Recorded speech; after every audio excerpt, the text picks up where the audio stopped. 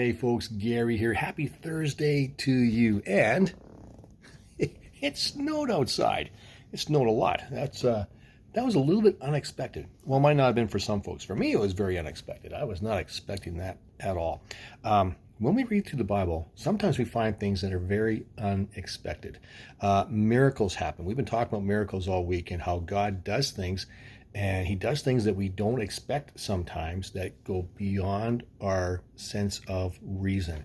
And we tell people about it. We say, man, you can't believe what God did.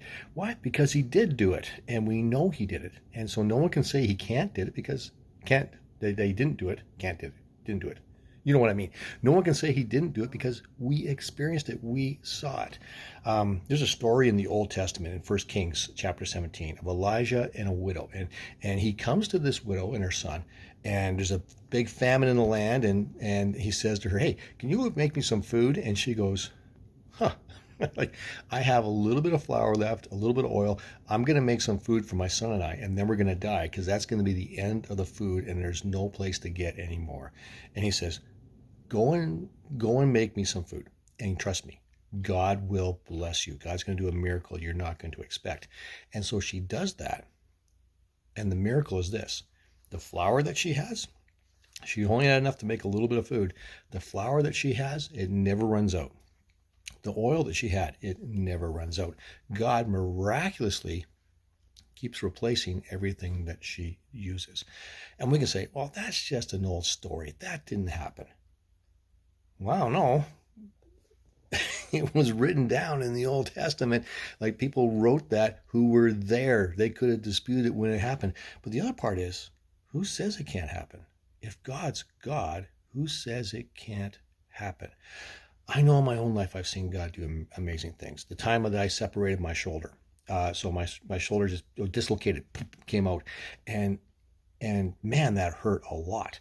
But as we were about to go to the hospital, the only frame of reference I had for a dislocated shoulder, because I've never had it happen before, was Mel Gibson in one of his movies, and watching him put it back, and I saw how much it hurt. I went, I don't want that, because it already hurts a whole lot. I don't want more pain. And so I prayed, and as we were getting ready to go to the hospital, I'm sitting in the car. I said, Lord, would you just slide it back in for me? Would you do that? That'd be so good. And he did. It was the weirdest feeling ever, but it was almost sounded like a suction thing. It just, and it went right back into place. Now, it still hurt, and I still went to the hospital. But God did it. And I know he did because he's God. And I prayed, and he did it. The doctor had a hard time with it. It just went back in place. I went, yes. And I told her, I said, this is what God did. And she wrote down, okay, so what happened was it was a spontaneous relocation. That's what she wrote down. I said, you can call it whatever you want, right? Because all I know is I prayed, Lord, would you put it back? And it went back. You can't tell me those two things aren't connected. At the moment I prayed it, God did it because he's God. And so the same thing with the story of the widow and her oil. He's God. Of course he can do it because he's God. And you know what? We tell people about it because it's amazing and it's awesome. I tell people about that healing. Why?